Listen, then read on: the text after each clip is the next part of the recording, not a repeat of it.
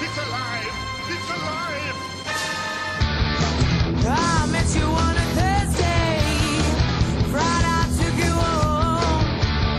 Well, Saturday I'm begging you, baby, just leave me alone. You're turning me upside down, pull me to the ground when you shake me, shake me. I'm giving you what you need and I'm begging, please don't break me, love.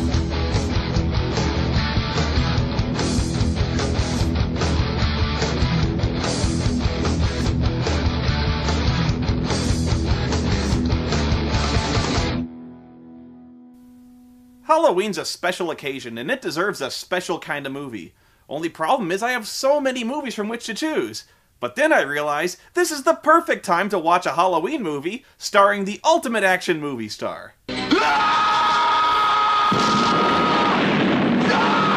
Oh yeah, that's right. I'm talking about the greatest actor alive, Reb Brown. Reb Brown was technically in 2 Halloween movies. He appeared briefly in the Killer Snake movie, a movie destined to do poorly at the box office because nobody with any dignity would go up to a ticket booth and say, 2 for please.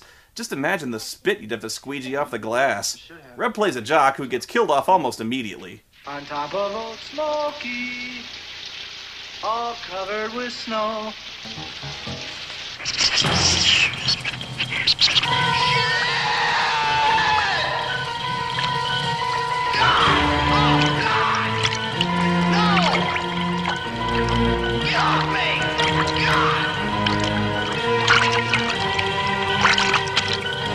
But he was also in Howling 2, Your Sister is a Werewolf.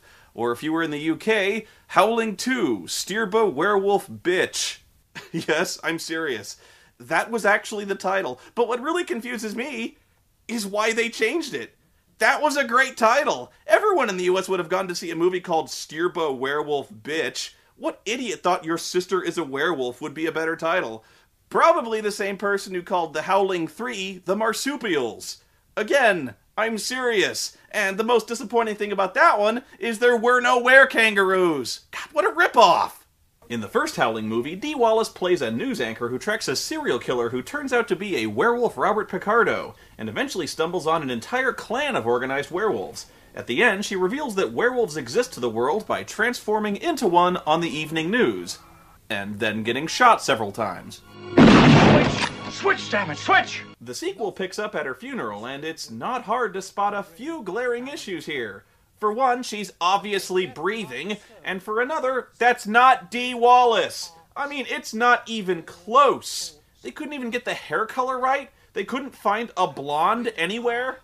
Amen. Amen. Amen. Amen. I can't hear you. Amen. Reb Brown plays her brother, who conveniently was never mentioned in the previous movie.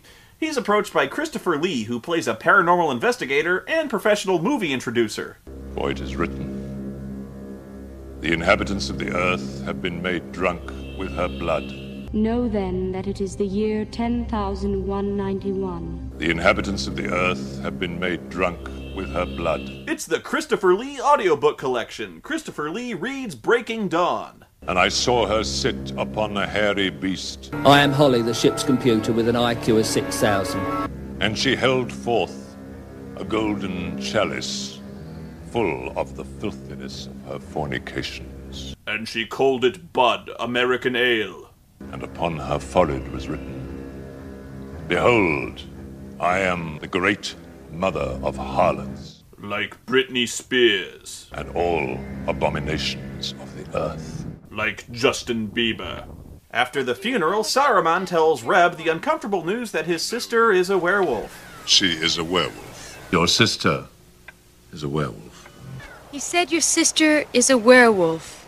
Ah, bullshit. But he's got proof in the form of a videotape of horrendously cheap reshoot footage of the end of the first movie. This is a videotape of Karen White's last news broadcast. And just as a quick refresh, this is what it looked like in The Howling.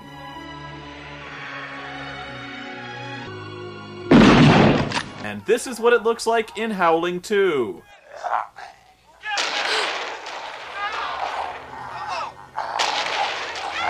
It's a fake.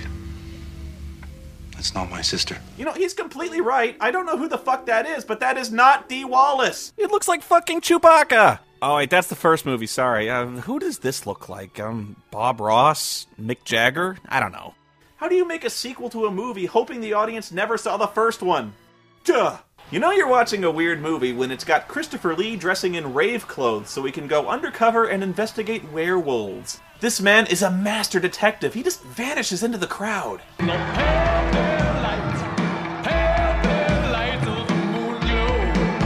Well, I hope you like this song because it's the only good part of this movie and you'll hear it about 5 times before it's over. But then, any band that features a guitar is automatically awesome. Although, it does kind of remind me of another song. What was it?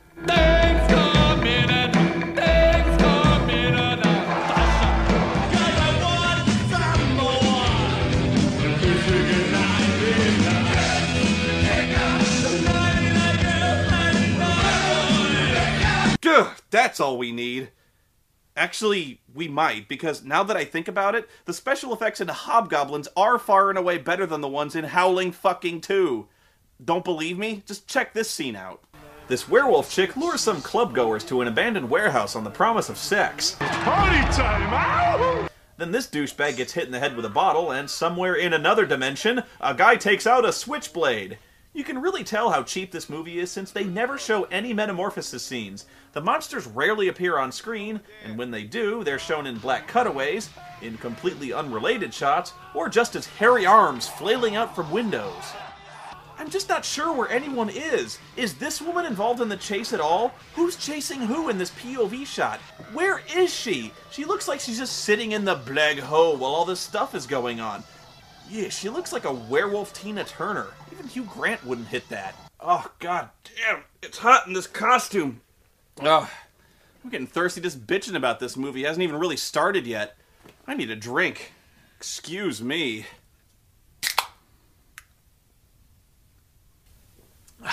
Delicious. Don't you think so, Burton? You forgot about the steak. Oh, geez, yeah, I did forget about that. He says the werewolves are going to try to steal Karen out of her grave. See, the autopsy had the silver bullets removed from her body, and as a result, she's not actually dead anymore. Oh, come on! But they're not just facing any ordinary werewolves, because these werewolves are European. Silver bullets are useless against such creatures. Quite useless. Only titanium will kill them. Oh, come on! Titanium hurts werewolves. Not silver, which used to work and still kinda does, but not against certain where the hell did this come from? Silver is a constant element of virtually every piece of werewolf lore, and I really have to ask what the hell's the point in changing it when it never really factors into the story? I mean, silver, titanium, whatever, it's a rare metal, but it's not like they ever run short of the stuff. It's not like they have to make a special trip to go get it, they've just got titanium weapons instead. And yeah, that's Christopher Lee's secret weapon, a titanium stake. What's he gonna do with that again? Drive a stake through a werewolf's heart. Isn't that vampires? Driving a stake into... That's vampires, isn't it? Is Christopher Lee trying to tell us something? Oh my god! But it isn't until later that Reb makes the connection that Lee actually intends to stake his sister to keep her from joining the other werewolves. And that sends Reb into a homicidal rage. About sticking a stake in my dead sister. I'm gonna kill this son of a bitch. I said a homicidal rage! I'm gonna kill this son of a bitch. I'm just so mad right now, I'm going crazy. Anyway, he teams up with a plucky journalist named Jenny, a character so useless and cookie-cutter as the love interest who will be kidnapped by the werewolves, she might as well just be a blow-up sex doll that makes squeaky dog chew toy noises when she walks.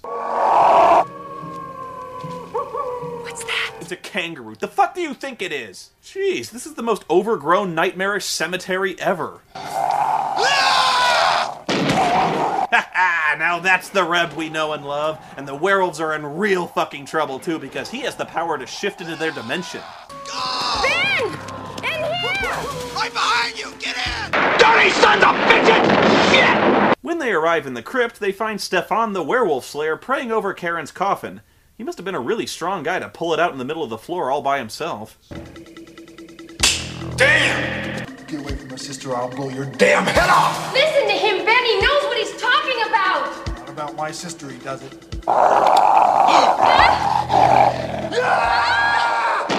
Oh my god! So much for caring about his sister. You stay away from my sister. Can't you just let her rest? Holy shit, she's moving!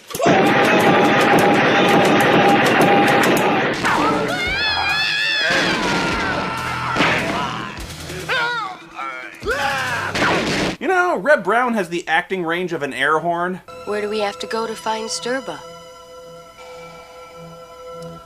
To the dark country. To Transylvania. Ah yes, Transylvania. Well known for its werewolves. How do you fuck that up? So finally we meet Sturba, the queen of the werewolves, played by B-movie sex bomb Sybil Danning. She's in this movie for exactly 2 reasons. Yowza! I suddenly declare this movie awesome! Yeah, I'd be howling too, but to maintain her stunning beauty, she must consume the souls of the living. Your soul is mine. I'm not really sure how these random shots of a melting head and wolf puppets in the negative zone relate to that, but we see those too. So our heroes go to Transylvania and breeze right through customs because Dracula here fucking owns the place. On the way from the Transylvanian airport, they notice someone laying in the road and stop to render assistance. This woman was hit by a car. We must get her to a doctor quickly. It's a trap!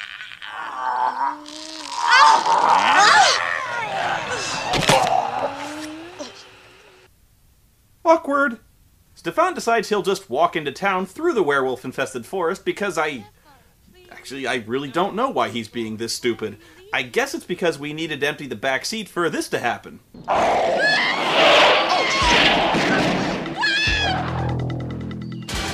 Wow.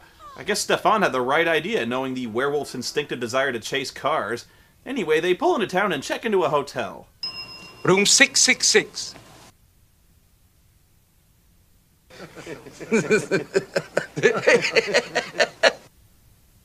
Do we even need Akbar for this one? Alright. It's a trap! So they unpack and...